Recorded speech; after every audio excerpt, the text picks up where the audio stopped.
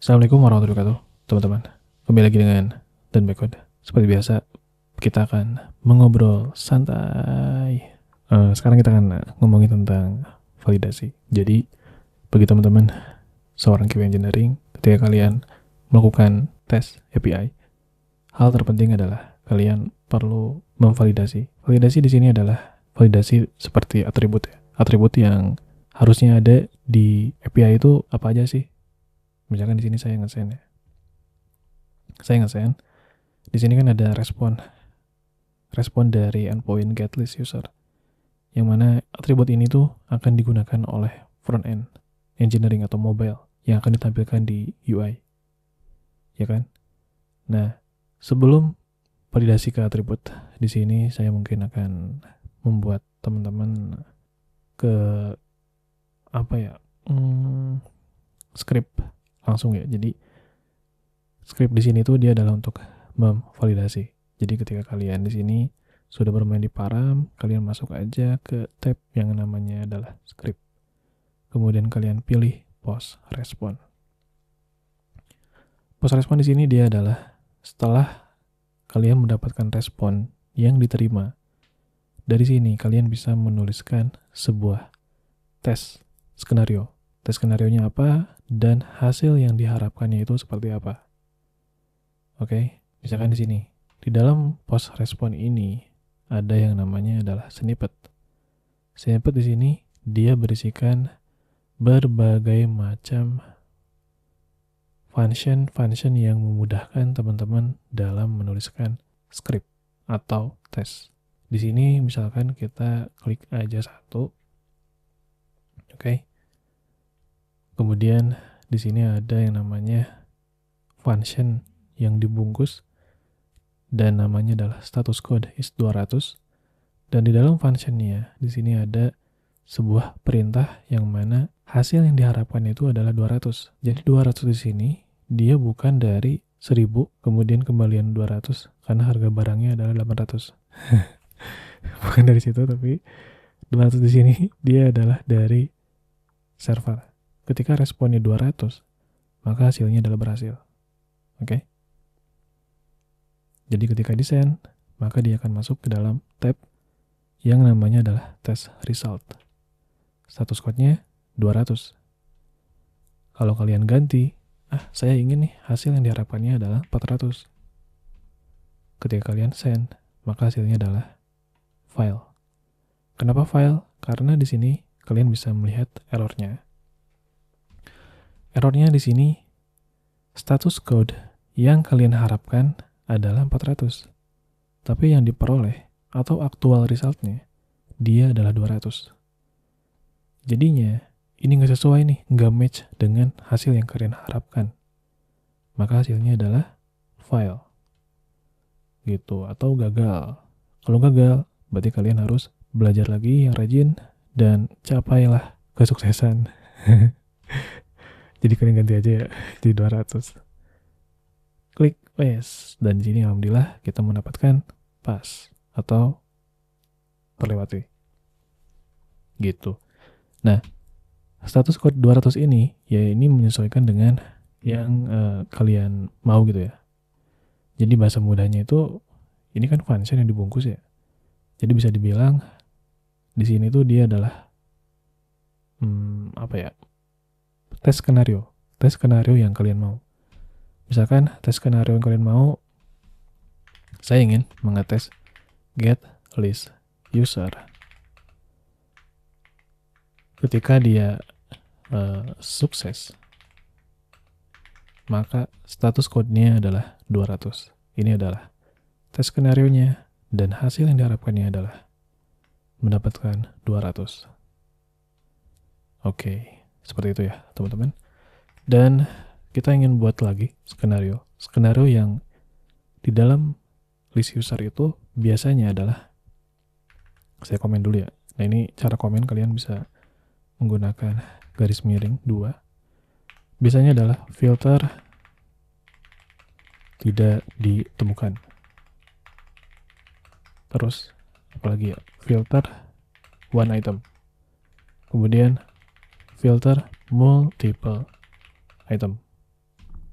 tiga ini aja ya teman-teman, agar teman-teman bisa memahami. Kita fokus aja ke filter dulu. Filter tidak ditemukan.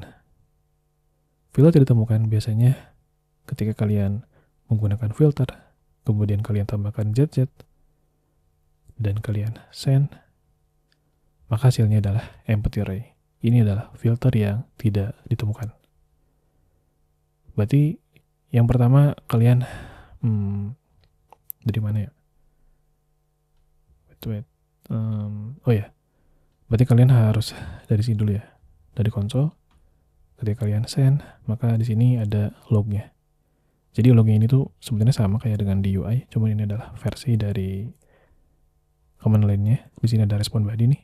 Respon body-nya dia adalah empty array, karena kalian menampilkan parameter yang username itu tidak ada gitu ya. Jadi dia akan menampilkan empty array.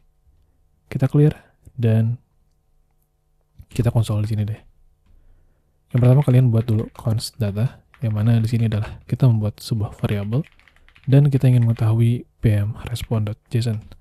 pm.respond.json di sini adalah untuk menampilkan respon body. Jadi ini adalah respon body-nya, kalian bisa dicetak menggunakan nama variabel const data dan isi value-nya adalah pm_respond.json. Untuk nama variabel bebas ya, teman-teman. Ini gimana, teman-teman? Nama variabelnya mau seperti apa? Cuman di sini saya adalah namanya data. Oke, kemudian kita console.log. Kemudian kita isikan datanya adalah data. Oke, kemudian kalian send, maka hasilnya di sini dia adalah empty array. Nah, kalau misalkan dia empty array, kemudian kalian ketikkan di sini. Ini sama aja teman-teman. Kalian boleh di sini gantinya, boleh di sini sama aja. Oke, kemudian kalian send, maka di sini datanya dia ada. Oke, di sini kenapa dia ada 0? Karena dalam responnya dia adalah array. Selalu ingat, kurung siku di sini array, artinya dia adalah multiple item, berarti lebih dari satu. Dia bisa satu, bisa lebih dari satu. Kalau username-nya dihilangkan, kemudian kalian send, maka dia lebih dari satu, yaitu 10. Array, dia dimulai dari 0. 0 sampai ke 9, yang totalnya adalah 10. Jadi, kalau misalkan kalian mengetik seperti ini, data, kemudian kita panggil indeksnya, yaitu 1, maka yang tampil adalah si Erwin Howell, ID 2. Kenapa nggak yang di atas nih, nggak si Brad gitu ya, atau dengan name si Graham? Karena si Graham ini dia adalah indeks yang ke-0. Dan kalian memanggil indeks 1, berarti si Erwin yang tampil. Kita coba send. Dan di sini yang tampil adalah si ID 2, yaitu Erwin Howell. Oke, di sininya mah dia nggak berubah ya teman-teman, karena kan di sini kita parameternya menampilkan semua. Cuman di lognya di sini kita menampilkan data dengan indeks 1, yang artinya yang tampil adalah si Erwin Howell. Gitu, kalian fokusnya di sini aja ya. Jadi kalau kalian menampilkan 0, kalian send, maka yang tampil adalah si Graham. Nah, itu adalah ketika kalian menggunakan array. Jadi dia itu mengambil sesuai dengan indeksnya gitu ya. Nah, lalu gimana nih kalau misalkan kita clear ya, saya ingin mengambil jumlah itemnya. Nah, kalau jumlah item, kalian bisa menggunakan yang namanya .length. .length, dia menghitung jumlah item. Jadi dia tidak dari indeks 0 gitu ya, tapi dia jumlah item. Jadi kalau misalkan itemnya dia ada 10, maka akan tampil 10. Kalau misalkan 1, ya berarti 1. Misalkan kita menggunakan username, send, hasilnya adalah 1. Kenapa 1? Ya karena Brad di sini username-nya, dia dalam responnya hanya menampilkan 1 saja, yaitu si Brad. Maka hasilnya adalah 1 item. Kalau misalkan kita tanpa username, kita send, maka dia akan menampilkan 10 item. Jadi kalau kita scroll ke bawah, di sini ada ID 10 yang menunjukkan dia adalah 10 item. Oke ya. Totalnya adalah 10 item. Jadi kalau kita persingkat semuanya, kita lihat ya, pelan-pelan. Di sini hasilnya adalah 10. Seperti itu, teman-teman. Jadi .length di sini, length dia adalah untuk menghitung jumlah item. Dan ini sangat berguna ya untuk si .length ini. Jadi ketika filter tidak ditemukan, dari sini teman-teman bisa menulis skenario pm.test. Namanya adalah filter not found. Filter not found. Di sini kita menggunakan raw function aja ya, biar mudah. Maka pm.expect, hasil yang diharapkan dari tes skenario untuk not found adalah, saya ingin jumlah itemnya dia sama. Di sini ada ada berbagai macam assertion atau validasi yang kalian mau. Ada to empty, ada to exist, dan lain-lain, to false gitu ya. Saya ambil to equal aja ya teman-teman, to equal. Saya ingin jumlah item untuk not found adalah 0. Kenapa 0? Karena ketika si datanya tidak ada, berarti kan kalau datanya kosong, artinya dia 0. Berarti ketika jumlah itemnya 0, maka dia harus sama dengan 0. Ketika keduanya sama-sama 0, maka dia akan menghasilkan true. Maka akan memunculkan filter not found. Oke. Kita send. Nah, ketika di send, ini saya close aja ya. Ketika di send, di sini tes resultnya dia adalah file. Kenapa file? Karena yang kita harapkan adalah 0. Oke. Tapi yang diterima itu 10. Ya kan? Ini ada 10. Jadi kita harus menggunakan parameternya, yang mana parameternya adalah yang tidak ada, yang hasilnya adalah kosong. Nah, ketika hasilnya kosong, berarti di sini dia 0. Dan kita baca dari skripnya. Hasil yang diharapkan adalah ketika jumlah item dari respon adalah 0 atau empty array, maka dia harus sama dengan 0. Ketika sama-sama 0, maka hasilnya adalah true. Dan setelah true, maka akan muncul filter not found. Oke, ini berhasil ya untuk filter tidak ditemukan. Sekarang filter one item. Filter one item, kita copy aja. Berarti di sini kita ganti si skenarionya, namanya adalah one item.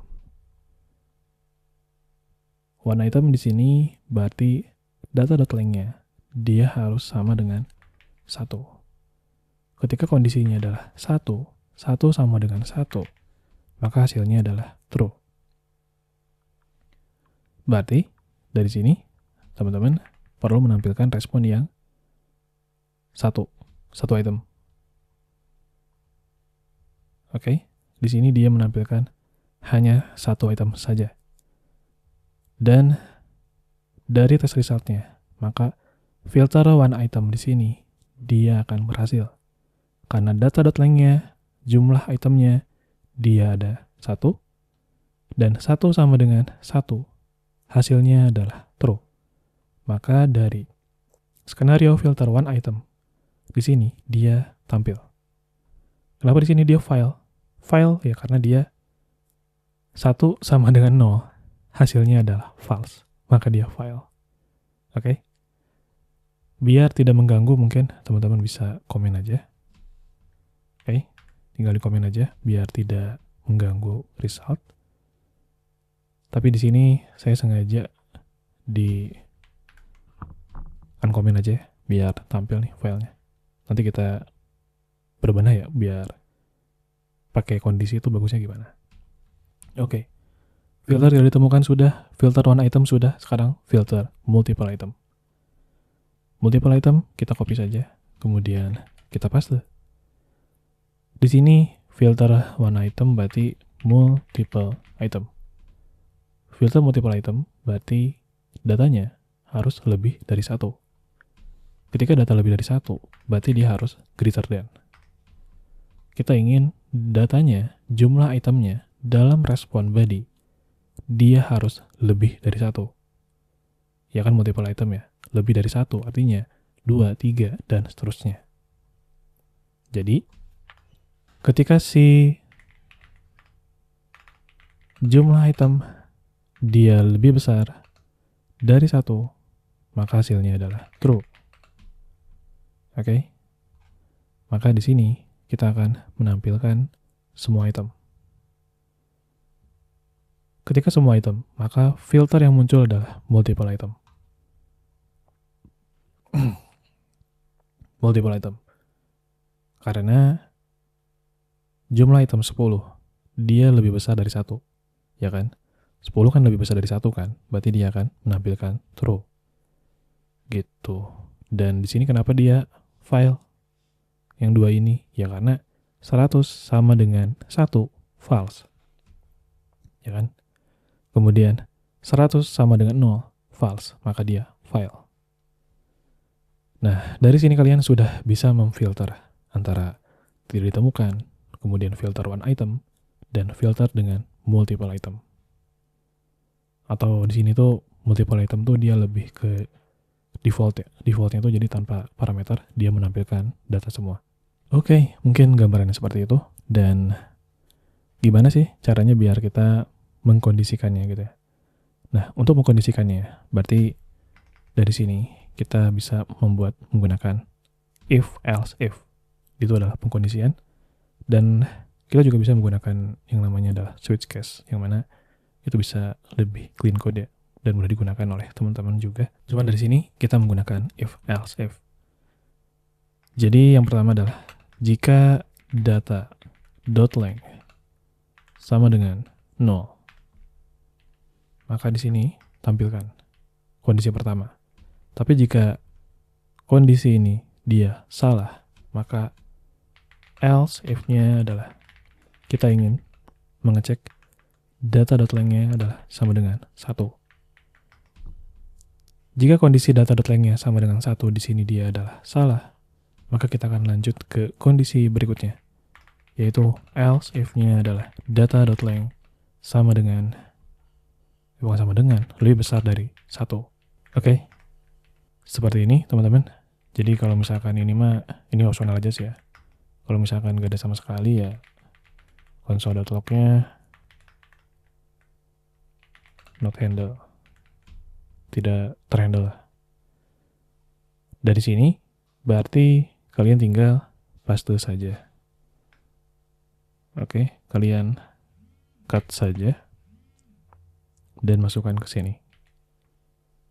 Kemudian ini juga di-cut saja dan masukkan ke sini.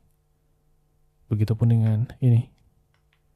Di-cut dan dimasukkan ke sini. Kita rapikan dengan tab, kemudian ini juga tab, biar mudah dibaca ya teman-teman. Seperti ini.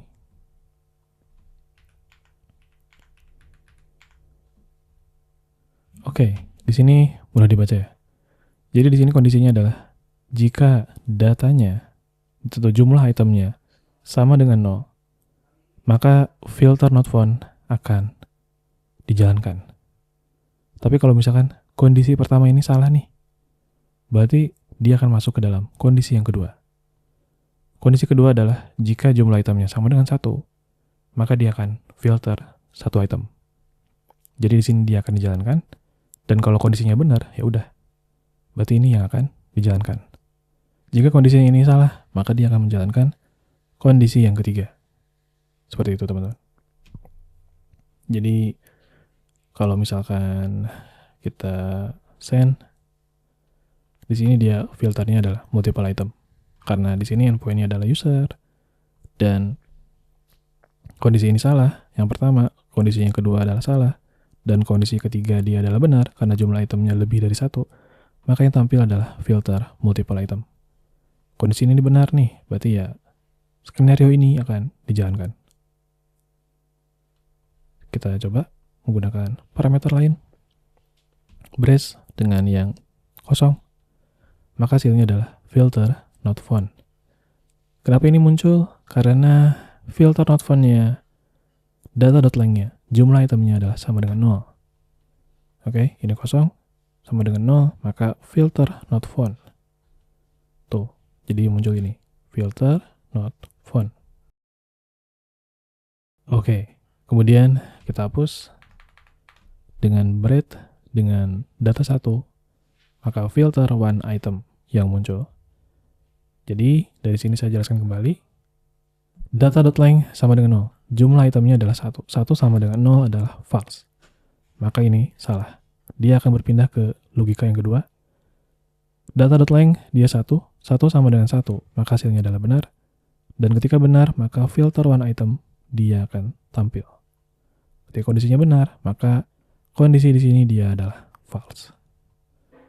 Oke, mungkin itu aja teman-teman untuk bagian pertama ya, untuk validasi dari get. Thank you. Tolong jangan lupa untuk subscribe dan juga like ya teman-teman, karena itu adalah salah satu dukungan buat teman-teman agar channel ini bisa berkembang dan tetap sharing knowledge kembali kepada teman-teman. Thank you. Assalamualaikum warahmatullahi wabarakatuh, dan mohon maaf bila ada kesalahan. Barakallahu fikum. Bye.